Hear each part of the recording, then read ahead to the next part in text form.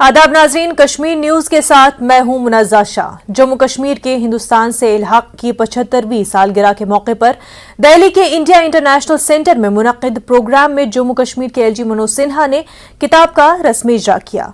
LG Manoj Sinha ने जम्मू कश्मीर पर लिखी गई किताब द टू कश्मीर का इजरा किया। ये किताब शेख खालिद जहांगीर ने लिखी है। आइए आपको सीधे ले चलते हैं प्रोग्राम में।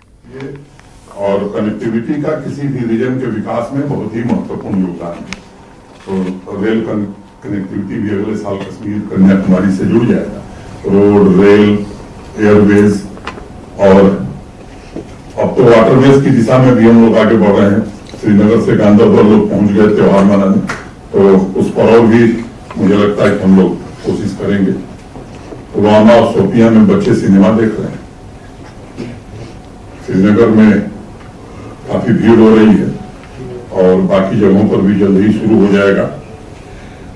किसानों की आमदनी की मैं बात करूं तो पंजाब हरियाणा के बाद जम्मू कश्मीर तीसरे स्थान पर पहुंच गया है। ये 2-2.5 वर्षों की प्रगति है। ई गवर्नेंस में हम यूटीज की कैटेगरी में नंबर 1 है। राज्यों को देखें तो 5वें नंबर पर, जबकि हमने बहुत देर से शुरू किया था। मुझे याद है जब मैं पहुंचा था 2020 में 7 अगस्त को मैं गया था और 28 अक्टूबर मुझे बताया गया कि 7 अक्टूबर के अंतिम फ्राइडे को यहाँ से जम्मू रवाना होता है दरबार। तो 1 महीने काम नहीं होता था, लगभग 1 महीने। तो 28 अक्टूबर को मैंने देखा कि 217 ट्रकों पर फाइलें लदी हुई और ट्रक, मैंने पूछा चीफ सेक्रेटरी थे उस समय सुब्रमण्यम, तो उन्होंने कहा साहब ये जम्मू जा रहा है। उन्होंने 217 ट्रक फाइल कहाँ साहब, ये महाराजा के जमाने से। खैर मई में जब हम लोग आए तो फाइल नहीं आई, ट्रक नहीं आया। एक बड़ा रैकेट था, 2000 कमरे 6 महीने किराए पर लिए जाते थे। श्रीनगर में 1600 कमरे लिए जाते थे जम्मू में। अब पूरी तरह से ये ऑफिस फंक्शनल है। कुछ लोगों ने कहा साहब ये इकॉनमी बर्बाद कर दिया मनोज सिन्हा ने जम्मू में। ठीक है उनका, लेकिन मुझे लगता है 400 करोड़ रुपया सरकार का हमने बचा लिया। 25% ऐसे लोग थे जिन्होंने दफ्तर देखा ही नहीं था। अब वो सुबह भी हाजिरी है, शाम को भी हाजिरी, तब उनको मैं कैसे पसंद हूं, स्वाभाविक है। लेकिन मुझे मालूम है कि वहां के लोग यही चाहते हैं। और बुनियादी सुविधाओं के बारे में बहुत खालिद ने विस्तार से जिक्र किया, मैं उसमें नहीं जाना चाहता हूं। अब जो पीओजे के है, कर्ज से डूबा हुआ देश, मैं समझता हूं कि वहां न सड़क है, न अस्पताल है, न स्कूल है और अपने आवाम को, युवाओं को बुनियादी सुविधाएं भी उन्हें दे पा रहे हैं। अब जो ये काम नहीं कर पा रहा है वो क्या करेगा। एक दिन मैंने श्रीनगर में एक किस्सा सुनाया, तालिबानी कमांडर था। एक तालिबानी कमांडर था, बड़ा क्रूर था, कहीं भी हत्या करता था। स्कूल हो, अस्पताल हो, इवन मैयत में भी लोग जा रहे हैं तो गोली चला देता है, लोगों को मार देता है। तो उसका एक परिचित आदमी था, उसने पूछा उससे ऐसा क्यों करते हो, क्या तुम्हें डर नहीं लगता है, तुमको ये नहीं लगता कि समाज में तुम्हारी इमेज छवि बहुत खराब होनी है। उसने कहा कि देखो भाई, हम स्कूल दे नहीं सकते, हम अस्पताल दे नहीं सकते, हम सड़क बना नहीं सकते, हम ट्रेन चला नहीं सकते। हम एक ही काम कर सकते हैं, लोगों में सिक्योरिटी की भावना पैदा करें। और वो कैसे पैदा करेंगे, पहले उनको इनसिक्योर करेंगे और तब उनको ये भरोसा होगा कि जब तक तालिबान का शासन नहीं आएगा तब तक सब कुछ ठीक नहीं है। अब ये जो हमारे पड़ोसी की स्थिति है, न सड़क, न शिक्षा, न चिकित्सा, न कोई जो भी नागरिकीय जीवन की न्यूनतम सुविधाएं वो मुहैया कराने में इतनी आर्थिक बदहाली है कि वो कर नहीं सकते। तो सीधे नहीं, क्योंकि सीधे उन्होंने आजमा लिया है कई बार, वो संभव नहीं है कि सीधे आप कुछ कर सके।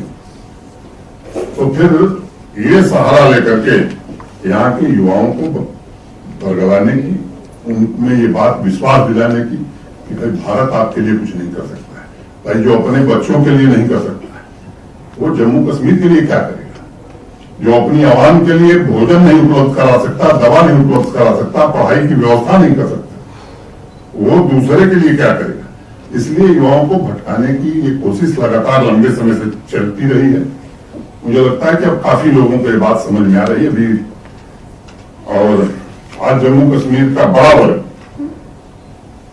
ये इस बात को समझ गया है और देश में भी काफी दूर तक ये खबर पहुंच गई है।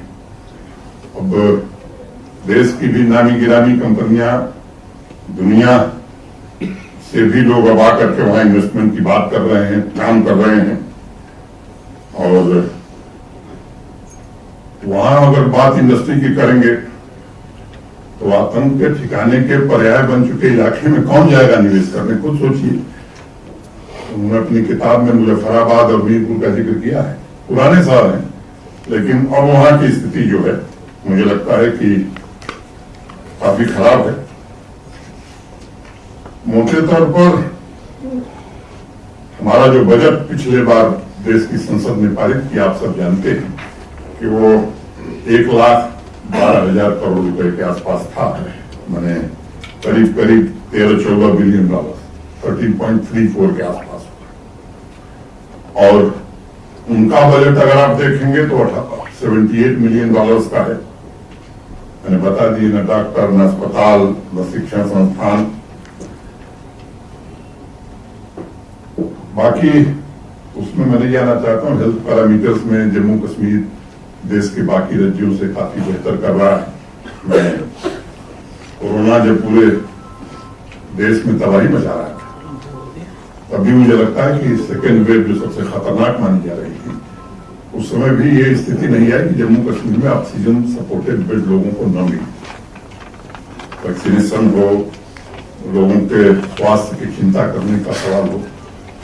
मैंने सबसे पहला स्टेट या यूटी में कह सकता हूं जिसने अपने सभी नागरिकों को 5 लाख रुपए का इंश्योरेंस कवर दिया। अब एक और राज्य भी आ गया है और प्रतिदिन 2 करोड़ रुपए इस स्कीम पर हम खर्च कर रहे हैं नागरिकों की दवा के लिए। अब किसान, हमारा नौजवान जब जाइए, आज ऐसी स्थिति है कि हर पंचायत में प्ले फील्ड बन गया है। कुछ पंचायतें हैं 5 या 6 जिनके पास जमीन नहीं। इंडोर स्टेडियम हो, आउटडोर स्टेडियम हो, 2 लाख 3 लाख लोग स्पोर्ट्स में भाग लेते थे। पिछले साल 17 लाख, इस साल मैं उम्मीद करता हूं कि 35 लाख निश्चित रूप से हम क्रॉस करेंगे। डाउनटाउन में भी 3,000 लोग अब स्टेडियम उद्घाटन में आते हैं और कहते हैं साहब एक और स्टेडियम बना दीजिए।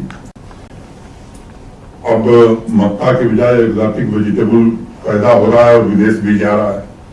वो हैंडीक्राफ्ट, विलेज कॉटेज इंडस्ट्री हो, इसको रिवाइव किया जाए, इसके लिए प्रयास किया जा रहा है। महिलाओं को मैं समझता हूं कि बड़ा समृद्ध इतिहास जम्मू कश्मीर का रहा है और बीच के कालखंड में निश्चित रूप से मुझे लगता है किन्हीं कारणों से कश्मीर की बहनें, माताएं, बच्चियां पीछे हो गई। लेकिन मैं देख रहा हूं कि वो युग फिर शुरू हो गया है।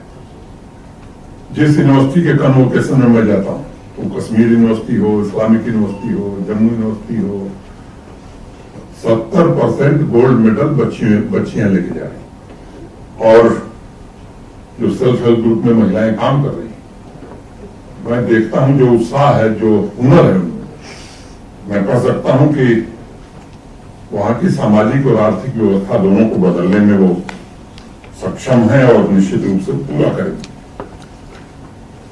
ई श्रम की रैंकिंग में जम्मू कश्मीर को बेस्ट अवार्ड मिला है। स्टार्टअप इकोसिस्टम में भी परफॉर्मर की श्रेणी में हम आ गए।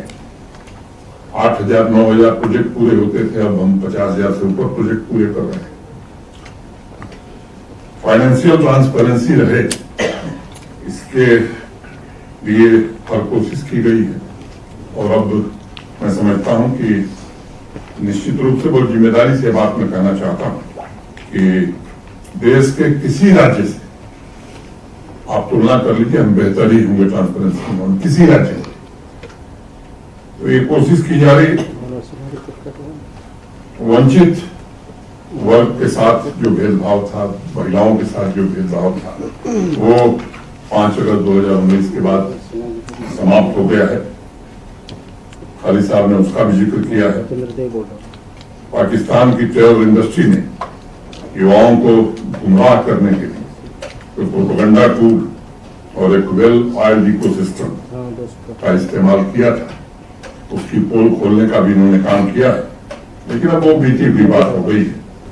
आज हमारे युवाओं के प्रेरणा स्वरूप अब वो लोग नहीं है।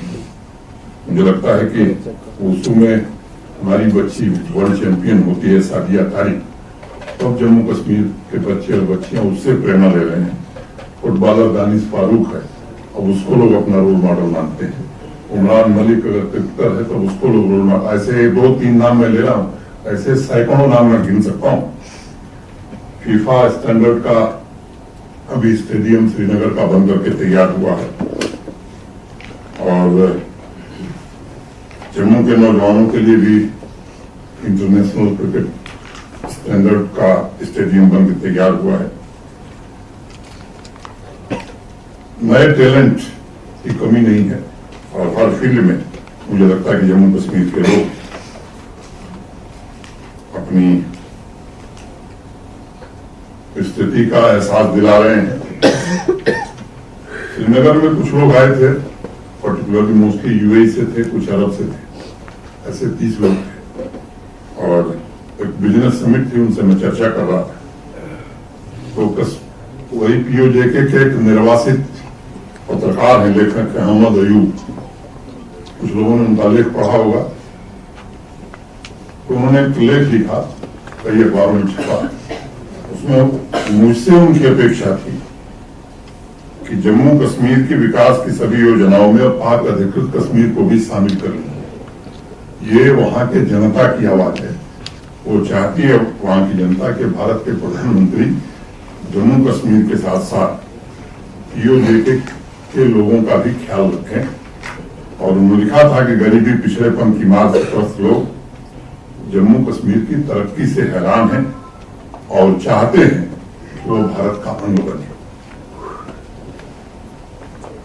किसी जमाने में पुलवामा की चर्चा दूसरे कारणों से होती थी। इस बार जब तिरंगा यात्रा निकली तो 10,000 नौजवान तिरंगा लेकर भारत माता की जय पुलवामा में लगा रहा था। 8,000 लोग त्राल में थे, सोफिया में भी 5,000 लोग थे। मैडम भी एक दिन जुलूस तिरंगा लेकर के इन्होंने 3-4 किलोमीटर पैदल चल गई हैं। मुझे लगता है कि ये स्थितियां जिस तरह से बदल रही, और ये खुशहाली भी लाएगा, संपन्नता भी लाएगा, शांति भी लाएगा,